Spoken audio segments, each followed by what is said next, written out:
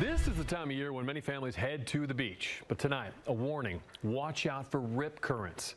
As Wave News anchor Shannon Cogan tells us, it's something her friend wants everybody to remember. Rip currents. They are unpredictable and dangerous. The powerful force can pull a person away from shore, moving up to 8 feet per second. It's something Louisville's Melanie Heim wasn't even thinking about when she was on spring break with her family in Watercolor, just east of Pensacola, Florida. I just went in the water not thinking about anything. There were so many people in the water that day. It was a really hot day. I mean, it was scorching hot. There was a red flag, but there were so many people in the water.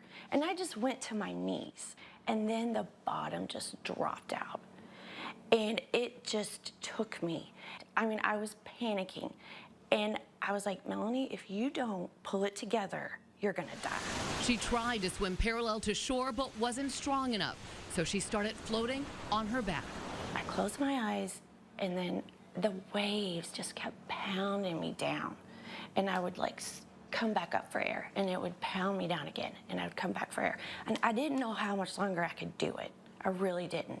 That's when Brandon Connellan, South Walton Fire District's lifeguard of 2022, swam to her with this. Like, he really did save my life.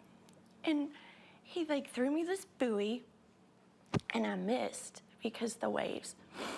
And then he threw it again, and I grabbed it. It was a matter of almost seconds that, of me showing up there, that she was able, I was able to get to her, and really you could see that look of almost fear and almost a kind of where she had kind of given up. That day alone, lifeguards in that area rescued more than 50 people from rip currents. When we have a red flag, we say here that knee deep is too deep. My friend says she is so lucky. She plans to thank Brandon in person when they're back in Florida this summer. I will get in the water, but now I know to look at the flags. I know to look for lifeguards. Shannon Cogan, Wave News. Lifeguard says when you see a yellow flag up at the beach, you should also use caution. So if you're stuck in a rip current, what should you do? First of all, don't panic. You should swim with it until you're out of it. Then you have to move back towards shore at an angle that runs away from the rush of water.